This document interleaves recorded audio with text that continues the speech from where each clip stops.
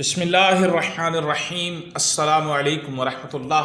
تمام معزز سامعین و ناظرین کو انفارمیشن پوائنٹ کے پلیٹ فارم پر خوش آمدید۔ سامعین و ناظرین، ہماری آج کی ویڈیو کے اندر ہم جانیں گے 15 شعبان یعنی شب برآت کے روزے کی فضیلت، شب برآت کو عبادت کرنے کی فضیلت۔ آئیے رسول اللہ صلی اللہ علیہ وسلم کا فرمان سنتے ہیں۔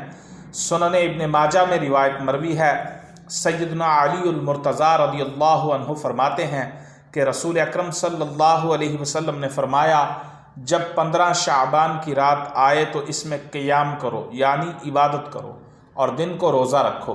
بے شک اللہ تعالیٰ اس رات غروب آفتاب کے وقت سے آسمان دنیا پر خاص تجلی فرماتا اور کہتا ہے کوئی مجھ سے بخشش مانگنے والا میں اسے بخش دوں، ہے کوئی روزی طلب کرنے والا میں اسے روزی دوں، ہے کوئی مصیبت زدہ کہ اسے عافیت عطا کروں، ہے کوئی ایسا، یہ اس وقت تک فرماتا رہتا ہے کہ فجر طلوع ہو جائے۔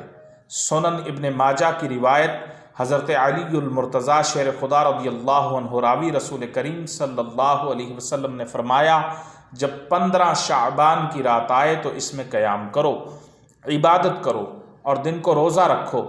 بے شک اللہ تعالیٰ اس رات غروب آفتاب کے وقت سے آسمان دنیا پر خاص تجلی فرماتا اور کہتا ہے کوئی مجھ سے بخشش مانگنے والا میں اسے بخش دوں، ہے کوئی روزی طلب کرنے والا میں اسے روزی دوں، ہے کوئی مصیبت زدہ کہ اسے عافیت عطا کروں، ہے کوئی ایسا، یہ اس وقت تک فرماتا رہتا ہے کہ فجر طلوع ہو جائے۔